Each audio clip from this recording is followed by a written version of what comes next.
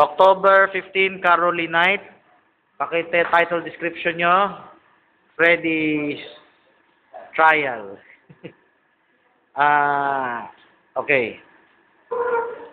So, Bar Freddy, ano ang masasabi mo sa Sabat?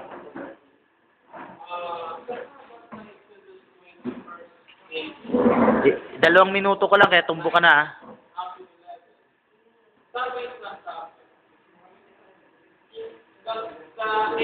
Remembering Sabbath, make it holy, keep it holy. Pagdating ng 10, sa ika-aling na araw ay binigyan ika-aling na araw ay gagawa sila. Pagdating na sa 11, pagdating araw ay sila ay magtatapat. So, ang ano ko dito, ang tanong, ano ba muna ang definition ng Sabbath? Ang Sabbath ay sabi ito, rest day and worship. Kasi araw ng pahinga at pagsamba. Okay. Ang ibig sabihin dito, na ito ay tumutukoy sa ika-aling na araw, kung kailan ka nag-umpisa ng trabaho, for example, nag-umpisa ka ng Friday, ang Muslim kasi Friday pinakasapat nila. Nag-umpisa sila ng trabaho, Saturday, Sunday, Monday, Tuesday, Wednesday, and Thursday. Pagdating ka ang Sabat ng Muslim ay Friday. Sa Diyos tayo, sa Diyos. Ang Sabat sa Diyos is Saturday. So, pag-start sila ng trabaho from Sunday up to Friday. So, nag-start sila, nagsabat sila ng Saturday. So, sa Christianity naman, sabat natin yung Sunday. Kasi pagdating ng Sunday, ang Monday, nag-start tayo ng work up to Saturday. So, titignan mo, pagdating ng ikapitong araw ay nagsabat sila. Actually, nagpahinga at nagsampat sa Diyos. Ang pinitingnan kong tipo dito, yung sinasabing ika-anim na araw sa kanilang pagkatrabaho. Pero hindi ito sinasabi, Lunes, Monday, Martes, Tuesday, Sabado, walang sinasabi doon. At pasok dito sa pitong tama, hindi sinabi lang 24 hours, and half hours, o half day, and 3 hours. Pero sinasabi dito, ika-pitong araw. Hindi magsamba tayo ng half day, sa 10 araw, di ba? Oh, that's the rest day. That's the worship. Brother Freddy. Hindi ibig sabihin ng Sabbath, Sabado. Walang sinasabing gano'n. So, hindi tipo ng gano'n ng Sabbath, Sabado.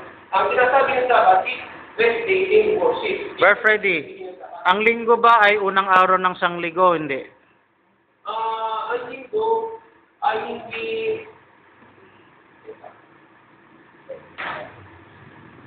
Ang unang araw ay Monday. Ang ikapitong araw ay yun ang Sabat.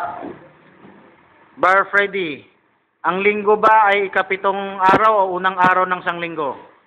Ikapitong araw. Saan mo mababasa ang linggo ang ikapitong araw? Kasi sabi ko kanina, okay. Pwede nyo polemikin. Sabi ko kanina, kung kailan ka nag-umpisa ng trabaho, example, nag-start yung Christianity, nag-start ng Rocky, automatic ang Sabat niya, ikapitong araw, yung Sunday. O, yun. Saan nga nakasulat ay ang linggo ay ikapitong araw? Kasi bakit? Kasi yung calendar natin from Tahimik. Monday up to Sunday, nag-base kasi ako, nagtrabaho ko nung Monday sa kalendar natin. Pero, sinundan ko yan, nag-count din ako from start Monday up to Saturday. Nothing Sunday, yun ang pinakasapat. So, yung Sunday, the seventh day of worship. Rest day in worship. Saan nakasulat sa Biblia, kailangan mag-worship sa Sunday? Although hindi naman sinasabi sa Bible na mag-worship ako ng Sunday. Gawa-gawa mo lang pala yan eh. Kaya ako sinabi, kasi may kalendar, ginamit natin ang kalendar. kanina, sinasabi ko, walang sinasabi ng Bible sa Exodus 20, verse 8 up to 11. Saka sa Genesis 1 up to 31 and Genesis 2 up to 2. Walang sinasabi ng Monday up to Sunday. Walang sinasabi gano'n. Pag may trabaho pa na ako, tapos Wednesday yung ano ko, Doon nakuha ko. Pag nag-start ako ng trabaho ng Wednesday, ibig sabihin, ang Sabat Wednesday. Pag nag-start ako ng trabaho ng Wednesday, ang Sabat ko ay bakit? Sabat, walang sinasabi. Kung kailan ka na nag-start ng work, diyan magkakauting ka ng 6 days at in 7 days, doon ka matatawag ng rest day in worship. So, yun ang ano ko sa Ha? Anong ibig sabihin? Ang Messianic sa Jew. Ang Jew kasi, hindi ako Messianic. Okay? Una-una hindi ako Messianic kasi Christianity. Christian ako. Ang sabi kasi, di ba yung Muslim, ang sabat nila ay Friday. Ang Jew ay Saturday. Ang Kristiyano ay Sunday. So, Kristiyano ako, kaya ang sabat ay Sunday. Eh, ako Christiano din naman ako. O, di Sunday ka. Eh, sabi ko, kailan yung pahinga ko, yun dun yung ano sa sabat ko eh. Okay, yung pina-according to the definition of the dictionary, at hindi kasi sinasabi ko sa inyo, kung nag-start ka ng Wednesday, Sabat ulit. Nag-start ka ng work, ng Wednesday, start ng Sabat with Tuesday.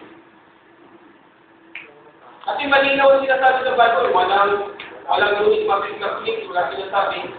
And pagdating na yung kapitong araw, and the whole 24 hours, kung sasabat ka, walang sinasabi gano'n. Brother Freddy, alam mo ba na ang sinusunod mo ay holiday ni Constantine? Ay, wala akong informasyon kahit sa kanila. O di, bago ka na, magsisi ka na, sumama ka na sa amin. Bye-bye. Okay, tapos na yung usapan dyan. So, hindi ba pag-iwanan mo ang pinutong sa bilang ito ba yung bigat o bigat? Pangalan. Pangalan. So, ibig sabihin, itong bigat at bigat, ito yung original na name. Hindi ko naman sinasabi bigkas o wika, kundi pangalan eh. Hindi, tinatanong ko lang, ito ba yung original na name? Ang original na name, Yeshua. Ano ibig sabihin, yung bigat at bigat, yun ang Yeshua. Wala akong sinasabing bigkas o wika, ikaw nagsasabi niyan eh. Tinatanong kita kung ang bigat o bigat, ito ba yung original na name? Wala akong sinabing bigkas o wika, ang original na name, Yeshua. So, ibig sabihin mo, original na name. Original na name, Yeshua. So, ano ko sa'yo? At ang pinutukoy pa dito sa Bible name, ito yung original name. Ang tunay na name, ang original na name, ay Yeshua, hindi Jesus. Yung Yeshua, ito ba yung pagtukoy niya? Ito yung pagtukoy niya. Ito yung Yeshua, ito yung Jesus. So, saan siya tumutukoy? Yeshua o Jesus? Yeshua. So, ito pa Yeshua at Jesus, magkapareho ba sila? Hindi. Hindi, original yung isa gawa-gawa nyo lang. Gawa lang. Kasi basa ngayon dyan 1920. Sino may Bible? Okay, kung nasa live dyan 1920. Para malaman natin kung ano sinasabi ng Yeshua dito. Kung magkaiba ba sila.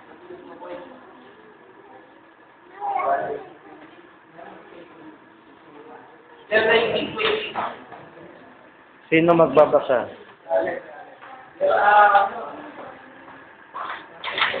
Pakibasa. Malakas ang boses.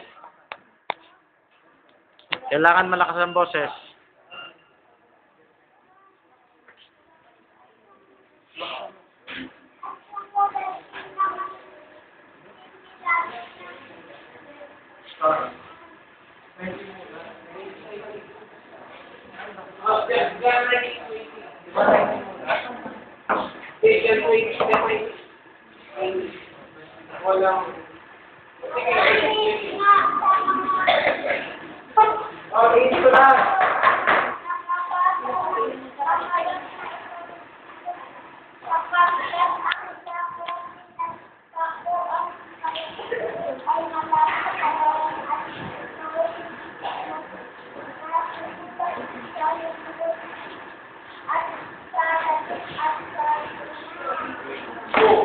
ng sa Griego.